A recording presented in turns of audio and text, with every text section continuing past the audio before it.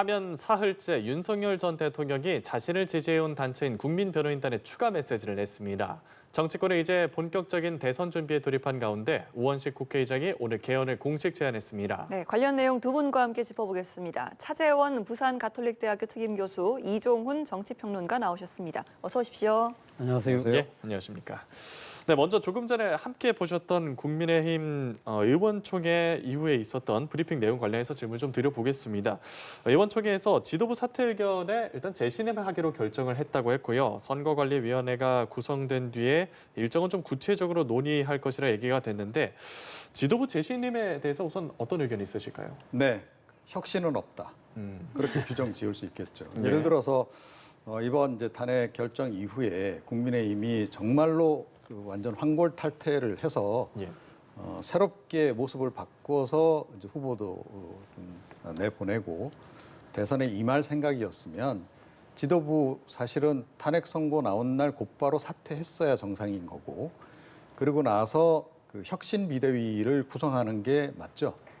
통상적으로 보통 그렇게 이제 해 오기도 했고 그래서 혁신 비대위를 만들어서 새로운 지도부, 뭐 혁신 비대위원장을 이제 과거 같은 경우에는 외부에서 모셔오기도 하고 그러지 않습니까? 예. 뭐 김종인 전 위원장 같은 경우도 이제 그런 활동을 했던 바가 있고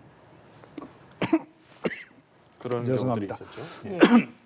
그런 식으로 해서 이제 완전히 황골탈퇴를 해야 되는데 그런 변화 없이 그대로 가겠다. 그런 것으로 일단 보입니다. 예, 예.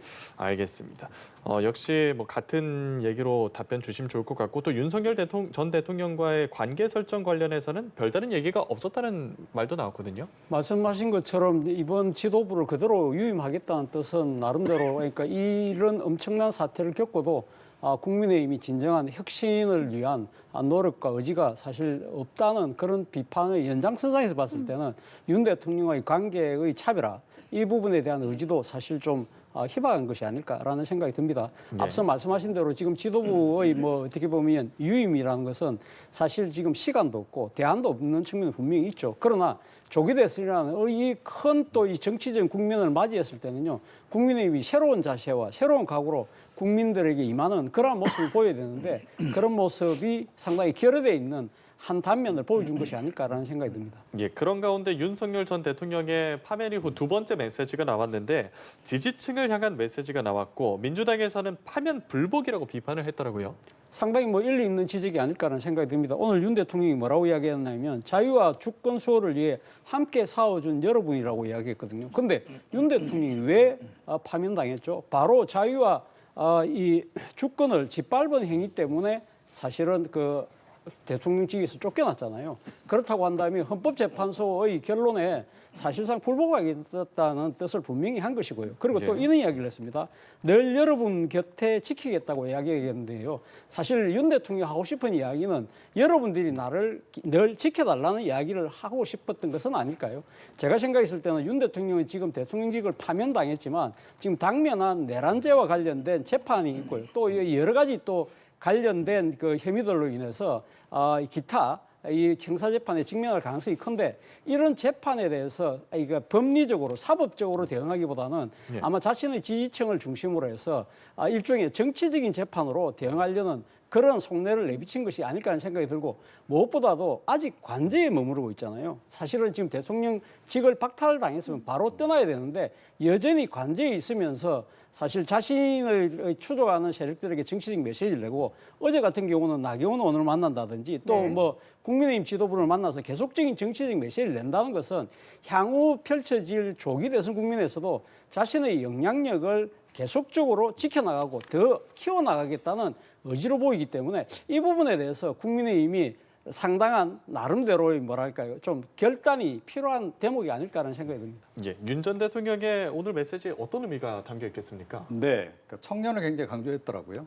그러니까 그것은 무엇을 의미하느냐? 물론 이제 국민변호인단 모집할 때부터 이제 그런 의도가 있었다라고 보는데 이른바 이제 청년 보수, 이제 젊은 우파들의 이제 일종의 메시지 생산력 그리고 그들의 그 온라인상에서의 활동성 거기에 굉장히 주목을 하는 것 같습니다. 그래서 결국은 이제 그들을 중심으로 그 핵심 지지 세력으로 이제 끌고 가면 향후에 이제 그 진행될 그 여론전에서도 상당한 그 파급력을 좀 가질 수 있다. 그런 판단을 좀 가지고 있는 거고요. 예. 그러니까 이른바 관저 정치를 지금 계속하고 있거든요. 탄핵 선고 나온 직후부터 시작해서 국민의힘 지도부를 만났는데 위로 방문이라고는 하는데 그런데 오늘 의원총회에서 그 지도부가 그대로 재신임을 받았단 말이에요. 예. 예.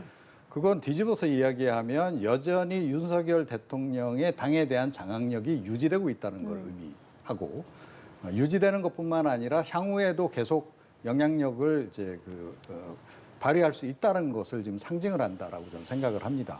예. 그리고 지금 조금 전에도 우리가 메시지 이제 분석을 했지만 메시지 자체도 굉장히 공격적으로 지금 나오고 있다.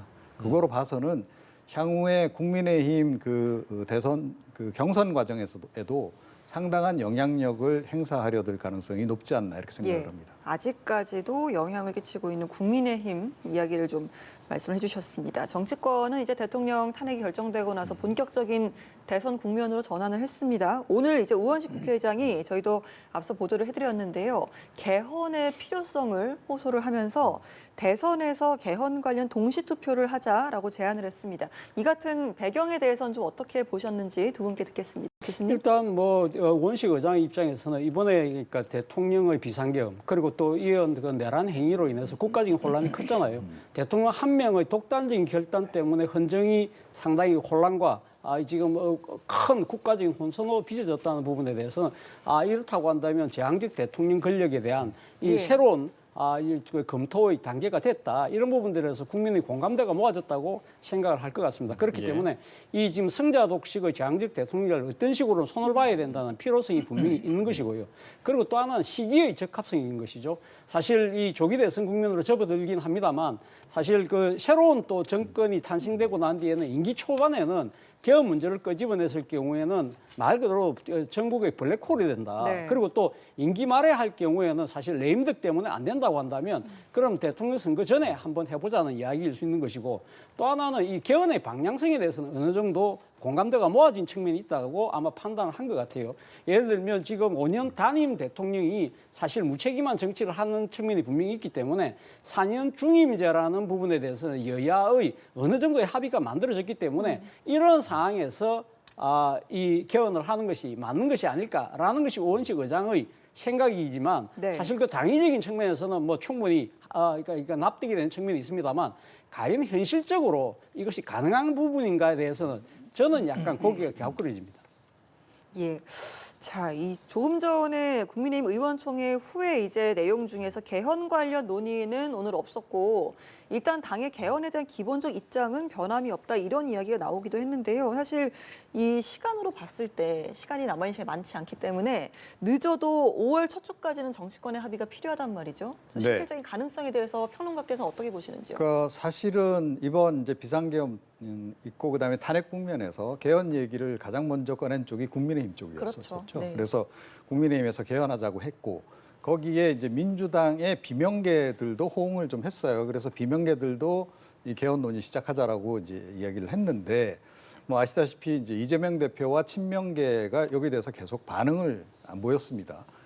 거기에 이제 정치적 계산이 이제 깔려 있는 거죠. 그러니까 이게 자칫 잘못하면 그야말로 블랙홀에 빠질 수 있다. 그래서 이게 국민의힘이 이 탄핵 국면에서 일종의 그러니까 지연 전략을 쓰는 건데 여기에 말려들 이유가 없었다 하는 그런 측면, 그런 판단도 좀 했던 것 같고 또 다른 측면에서는 이재명 대표는 지금 어떻게 보면 대권에 지금 바짝 가장 근접해 있는 인물입니다. 근데 본인이 이제 대통령이 되면 5년을 할 수 있는데 자칫 잘못하면 임기 단축을 좀 자기가 당할 수도 있어요. 그건 이제 네. 협상 결과에 따라서 이제 차이가 있긴 합니다만. 그래서 일단은 이제 좀 부정적인 반응을 보였던 것으로 그렇게 이제 보이고요. 자, 그런 상태에서 우원식 의장은 사실은 이제 역대 국회의장들이 계속 개헌을 추진을 해 왔습니다. 우원식 의장도 마찬가지였고, 그리고 이번에 비상계엄 탄핵 국면을 겪으면서 아마 개인적으로 더욱더 이걸 좀 해야 되겠다는 그런 어떤 책임감 같은 게 좀 이제 반영이 되지 않았나 싶어요. 이제 네. 그럼에도 불구하고 지금 어찌됐건 국회 안에서 가장 다수 의석을 가지고 있는 게 민주당이고 또 민주당 내에서 어찌됐건 이재명 대표의 영향력이 압도적이다라고 네. 하는 점을 고려해 볼 때 이게 실제로 논의가 진행이 될 수 있겠는가. 그러니까 우원식 의장도 오늘 그 부분에 대해서는 약간 말꼬리를 흐리시더라고요. 그러면 민주당 지도부하고 뭔가 이렇게 공감이 있느냐라고 얘기를 하니까 뭐 이제 딱 그 정확하게 공감이 있었다라고 이렇게 확인을 안 하시더라고요. 네. 그런 거로 봐서는 이 공감대가 좀 덜 된 상태에서 우 의장의 지금 의지가 많이 반영된 그런 발언이 아니었나 싶고, 그래서 현실적으로는 이게 별로 진행될 가능성은 없다. 더군다나 성사될 가능성은 좀 더 희박하다. 네. 그러니까 설령 그 개헌 관련한 특위가 만들어지더라도 거기서 논의가 아마 꽤 길어질 겁니다. 그리고 탄핵 국면에서 지금 여야가 지금 추가로 제안한 내용들이 또 좀 있단 말이에요. 예를 들어서 이제 국민의힘 같은 경우에는 뭐 이 탄핵을 함부로 발의하지 못, 탄핵 소추안 함부로 남발하지 못하도록 규정하는 내용도 좀 넣자라는 그런 제안도 했고, 예. 민주당 쪽에서는 거부권 행사를 좀 제한해야 된다는 얘기도 했고, 자 이렇게 좀 생각이 다릅니다. 그러면 논의가 지금 굉장히 길어질 수 있습니다. 그래서 논의에 설령 들어가더라도 그 우 의장이 제안한 그러니까 이번 대선과 동시에 국민투표를 하는 것, 그건 현실적으로 불가능하지 않나 이렇게 생각합니다. 네, 개헌이 현실적으로 진행되고 또 성사될 가능성 상당히 낮다. 또 유력 대권 주자로 꼽히는 이재명 대표와 또 친명계들은 사실 임기를 줄이려는 어떤 시도에 대해서는 좀 소극적이고 부정적일 수 있다는 말씀이신데, 그래서 그런지 오늘 우 의장을 비판하는 당원들의 메시지가 몰리고 있다고 하더라고요. 그렇죠. 뭐 원식 의장의 입장에서는 당위적인 측면이 분명히 있습니다만 이것이 실현 가능할 수 있느냐의 부분에서는 저는 아까 상당히 좀 회의적인 의견을 이야기를 했는데요. 아마 이런 생각들이 민주당 내에 상당히 지배적인 분위기인 것 같아요. 사실 현실적으로 봤을 때도 사실 당장 지금 그 개헌을 추진하기가 쉽지 않은 것이 지금 2달 만에 조기 대선을 해야 되거든요. 그러면 이 사실 이 개헌이라는 부분에 올인을 한다고 하더라도 2달 만에 그것이 가능할 수 있느냐, 시간적으로 촉박할 수 있는 것이고, 각 당이 지금 조기 대선 국면으로 접어드는 상황에서 거기에 집중을 해도 모자랄 판에 이 지금 개헌 문제를 갖고 갑론을박을 할 수 있는 정치적인 여유나 환경이 안 된다는 예. 것이고, 그리고 또 이번 탄핵 국면을 거치면서 여야 간의 대립과 갈등이 너무나 커졌어요. 그런 상황에서 여야의 뭐랄까요, 일종의 이 신뢰가 형성되지 않는 상황에서 이런 아주 중요한 부분에 대해서 구체적인 합의를 이뤄낼 수 있을 것인가 부분이 있는 것이고, 또 하나는 이 사실은 이 지금 4년 중임제를 오늘 원식 의장이 말씀을 하셨는데, 네. 4년 중임제를 이야기하셨던 분들 다수가 사실 국회의원 선거와 또는 지방선거와 일치 이야기를 한 것이거든요. 그렇다고 한다면 이번에 만약에 개헌을 미리 할 경우에는 과연 임기를 어떻게 합치실 것인가, 연계시킬 것인가, 이 부분에 대해서도 각자의 계산이 다 다를 수 있다는 것이죠. 이런 부분들에 대한 논의가 만약에 구체적으로 진행될 경우에는 각 당의 입장에서는 향후 지금 대권이 지금 발등에 불인데 여기에 지금 신경을 써야 되는데 이런 일을 어떻게 할 수 있겠느냐. 그리고 또 민주당의 입장에서는 원식 의장이 이 문제를 제기하긴 했지만 민주당 입장에서는 당장은 내란의 완전한 극복이 필요하다. 거기에 지금 당의 모든 것이 맞춰져야 된다는 생각을 하고 있는 것이거든요. 윤석열 대통령은 일단 대통령직에서 파면됐지만 윤석열 대통령의 개헌과 내란 행위에 동조, 방조, 묵인했던 이 내란 세력에 대해서는 완전한 척결이 필요하다. 이런 데 대해서 정치력을 집중하는데 상당한 지장을 초래할 수 있겠다는 생각 때문에 아마 원식 의장에 대한 비판의 메시지가 쇄도한 것이 아닐까라는 생각이 듭니다. 예, 알겠습니다. 자, 이렇게 본격 대선의 준비에 돌입한 민주당이 내란의 책임을 안 지면 대선 후보를 낼 자격이 없다면서 국민의힘 책임론을 부각을 하고 있습니다. 내란 특검법, 명태균 특검법을 포함해서 8개 법안의 재결도 추진할 계획인데 민주당의 전략 우선 어떻게 보십니까? 네, 일단 민주당 입장에서는 예. 뭐 사실은 이제 이재명 대표가 가장 뭐 각종 여론조사 결과를 보더라도 앞서 있는 건 맞아요. 네. 그런데 이제 그 여권에도 좀 대선 주자들이 여러 명이 있는 거죠. 그리고 이제 그들이 결국은 이제 누군가로 이제 경선을 통해서 한 명이 정해지면 그쪽으로 또 표심이 모이지 않겠습니까? 자, 그래서 사실은 이번에 이제 특검법 이런 것들을 이제 더 적극적으로 추진하는 데에는 그 대선 주자들을 주저앉히려는 목적이 굉장히 강하다라고 저는 생각을 합니다. 그러니까 당장 이제 명태균 이제 특검법 같은 경우에는 뭐 오세훈 시장, 서울시장 같은 경우에 좀 관련해 수사 받고 있잖아요. 예. 그런 상황이기도 하고 또 홍준표 시장 관련 설도 계속 지금 의혹이 좀 불거져 있는 상황입니다. 그래서 오세훈 시장에 대한 이제 그 수사가 끝나고 나면 홍준표 시장 쪽으로 수사가 더 이제 넘어갈지 모른다 그런 얘기도 나와요. 자, 그래서 대선 후보 몇 명을 지금 이제 발을 묶는 그런 효과가 일단 이제 있는 거죠. 예. 잘 되면 이제 그렇다는 겁니다. 그리고 내란 특검법 같은 경우에는 지금 조금 전에도 우리가 얘기를 나눴지만 지금 국민의힘 지도부가 그대로 윤핵관 지도부가 그대로 유지가 되는 상황에서는 예. 윤석열 대통령의 입김이 상당히 작용하면서 그 친윤계 성향의 인물이 이제 경선을 통과할 가능성이 높다는 거죠. 자, 그러면 이제 윤 대통령하고 어찌됐건 직간접적으로 관련된 사람 인물일 가능성이 높은데 그 경우는 이제 내란 특검법으로 묶을 수 있는 이제 그런 이제 환경이 이제 만들어질 수 있는 거죠. 그래서 민주당 입장에서는 지금 일단 조기 대선 주자군들을 가능한 한 이제 발을 묶는 그런 전략을 지금 쓰고 있는 것으로 그렇게 봐야 되겠습니다. 알겠습니다. 이런 특검법 등이 대선 승리에 어느 정도 실효가 있다 보십니까? 글쎄요, 뭐 일단 특검법을 민주당이 여러 차례 발의를 했지만 예. 그것이 거부권 행사에 의해서 결국은 통과되지를 못했잖아요. 그렇기 때문에 사실 이번에 한덕수 권한 대행이 일단 대통령이 지금 없는 상황이기 때문에 이럴 경우에 민주당이 이 관련된 특검법들을 통과시킬 경우에 과연 거부권을 행사할 것인가. 그래서 이것이 실제 법제화될 경우에는 아마 상당한 파괴력을 가지겠지만 그것이 다시 거부권에 의해서 막힐 경우에는 결국 이 지금 바로 조기 대선 국민을 접어드는 상황이기 때문에 예. 민주당 입장에서도 이걸 재추진하기는 쉽지 않을 것이다. 그럼에도 불구하고 민주당 입장에서는 일단 이 관련된 특검법을 추진하는 과정에서 예를 들면 명태균 특검법에서 이 관련된 윤석열 대통령이나 또 김건희 여사에 대한 이런 부분들에 대한 그 공세에 초점을 맞추면서 사실 이 국민의힘의 여러 가지 문제점들을 노정시키는 그러한 또 정치적 이득을 얻을 수 있는 것이고 무엇보다도 사실은 이 명태균 특검법 같은 경우에 지금 유력한 이 여권의 잠재주자 두 사람이 지금 연루된 혐의가 있잖아요. 지금 홍준표 대구시장과 오세훈 시장 같은 경우는 지금 이 검찰이 수사를 하고 있습니다만 적극적인 열의를 갖고 있지 않다는 관측이 있거든요. 그런데 야당이 이 부분에 대해서 계속적인 특검법을 되지 않는다고 하더라도 추진했을 경우에는 아마 검찰의 입장에서 상당한 정치적 압박을 느낄 수밖에 없기 때문에 이런 부분들에 대해서 상당한 정치적 효과를 거둘 수도 있겠다는 민주당 나름의 계산도 작용하고 있는 것이 아닐까 하는 생각이 듭니다. 예, 민주당 이야기 조금만 더 해보겠습니다. 이재명 대표의 당대표직 사퇴도 임박을 했다. 이런 이야기도 나오고 또 김두관 전 의원이 이제 내일 출마를 밝힐 것이다. 이런 이야기도 좀 나오고 있습니다. 자, 민주당 대권 주자들은 좀 어떤 상황으로 돌아갈지 이 부분에 대해서 먼저 평론가께서 말씀을 좀 해주실까요? 네, 기본 구도는 이제 이재명 대표 대 이제 비명계 후보 네. 이렇게 이제 정리가 될 수 있겠죠. 그런데 비명계 후보들의 지지율이 워낙 지금 낮게 나오고 있는 상황이어서 과연 경쟁이 제대로 될지 이제 그게 의문입니다. 그래서 사실 저는 개인적으로 어쩌면 이게 경선이 성사가 안 될 수도 있다.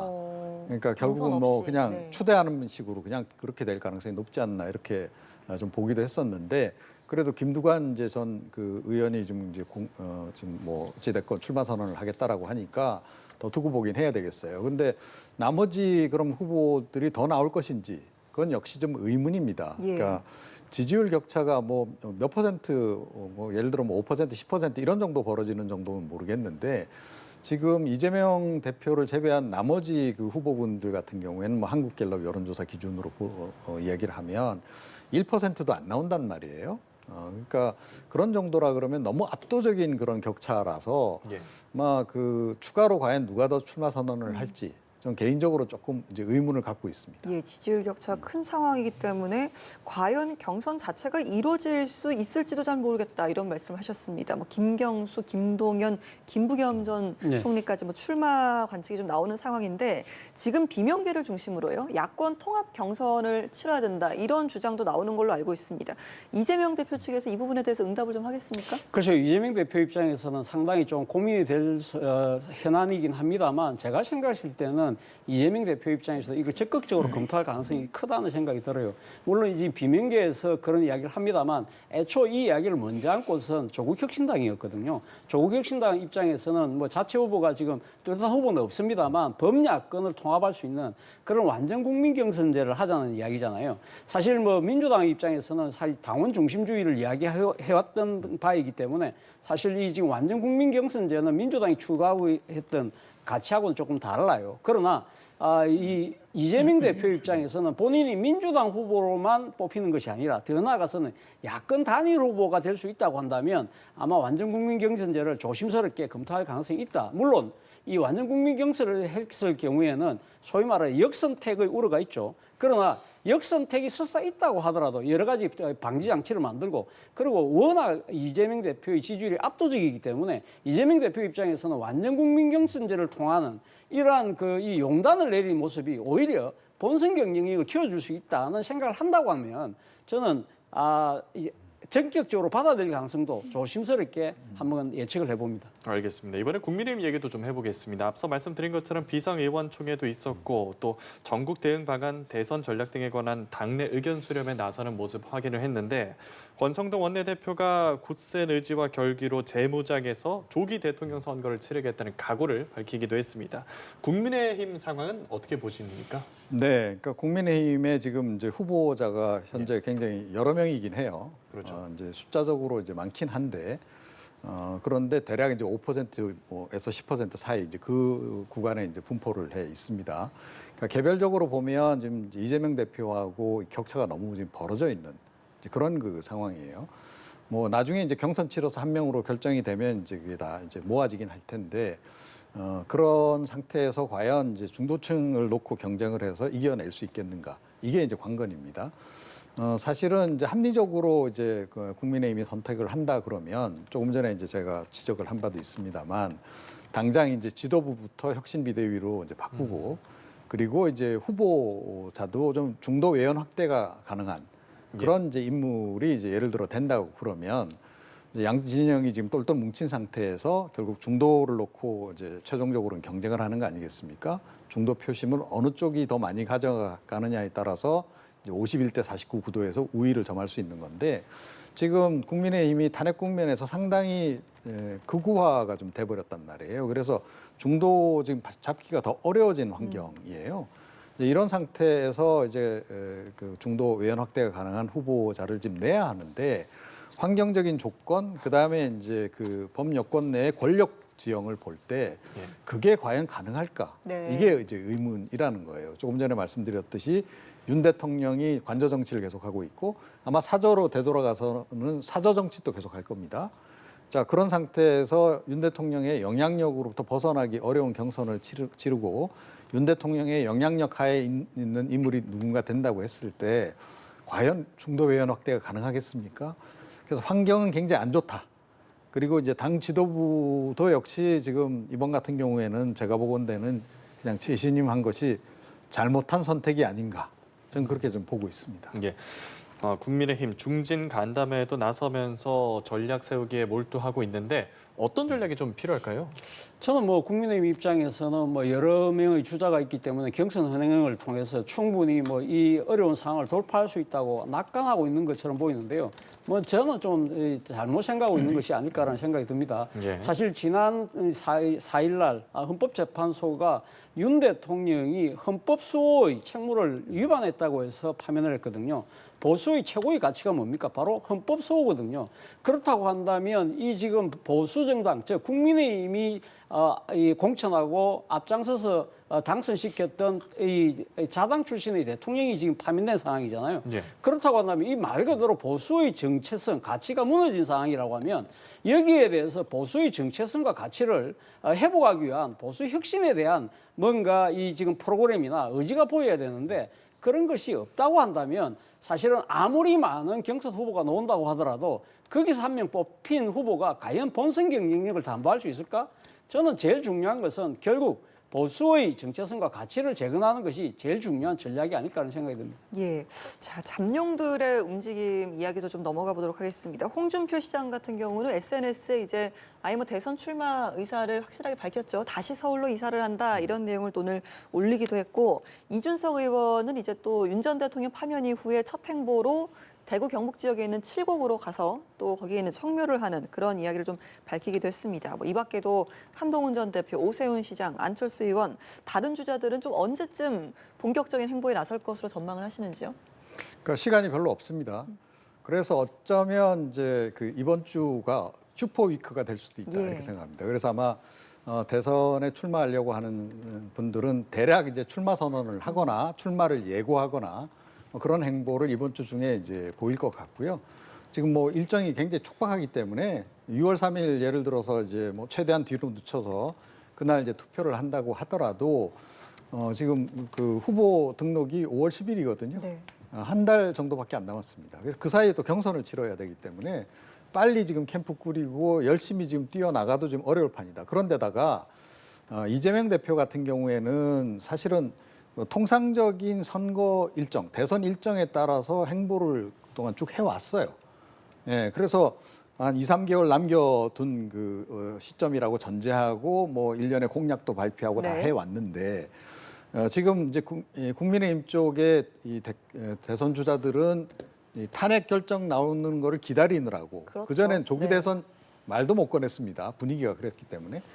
지금부터 이제 뛰어나가기 시작하는 건데 시간이 별로 없다는 겁니다. 그래서 아마 이번 주에 출마 선언이 이어지지 않을까 이렇게 생각합니다. 김문수 장관 측도 뭐 조만간 복당 신청을 할 것이다 이런 소식도 전해지고 있고 그래서 뭐 시간이 많지 않잖아요. 그래서 네. 이번 주에 정말 뭐 대량으로 출마 선언이 쏟아질 것이다 이런 관측 어떻게 보시나요? 네, 저도 뭐 똑같은 예측을 하고 있습니다. 5월 10일 날 공식 선거운동, 그러니까 선거 후보자 등록이 시작되기 때문에 사실은 시간이 너무 없습니다. 그렇기 때문에 그동안 탄핵 국민에서 지금 뭐 나름대로 준비를 해왔던 주자들 입장에서는 상당히 지금 속이 탈 수밖에 없는 상황이기 때문에 네. 아마 이번 주에 동시다발적으로 아마 출마 선언이 나오지 않을까 하는 생각이 드는데요. 국민의힘 입장에서는 정말 지금 이 주자들의 출마 선언 못지않게 중요한 것이 경선 룰입니다. 네. 지금 당장의 경선 룰은 지금 당심 50, 민심 50의 상황인데 문제는 이 현재의 룰대로 경선을 했을 경우에는 과연 이 지금 중도층에 소구할 수 있는 그런 후보를 선출할 수 있느냐 부분에 대한 의구심이 많이 당내에서 일고 있거든요. 그렇다고 한다면 당내 일각에서도 바로 그렇기 때문에 앞서 우리가 이야기했던 법야권이 완전 국민 경선 형태로 간다고 한다면 국민의힘도 일종의 뭐랄까요? 이 지금 민심을 좀 더 넓히는 그런 쪽으로 경선 룰을 조정하자는 이야기가 나올 가능성이 높은데 문제는 이 윤 대통령의 탄핵을 반대했던 강성 지지층 입장에서 이걸 받아들일 가능성이 없다는 것이죠. 이 부분과 관련된 만약에 당내 줄달리기가 오히려 더 이번 주에 더 큰 쟁점이 될 수도 있겠다는 생각이 듭니다. 예, 알겠습니다. 조기 대선 체제에 돌입한 정치권 얘기 들어봤습니다. 그리고 앞서 대담 시작 직후에 하단 자막으로 보여드린 출연자 두 분의 성함과 양력이 서로 반대로 나갔습니다. 이 점 시청자분들 그리고 두 분께도 사과 말씀드리겠고요. 오늘 이종훈 정치평론가, 차재원 부산가톨릭대학교 특임교수 두 분과 함께했습니다. 오늘 말씀 고맙습니다. 고맙습니다.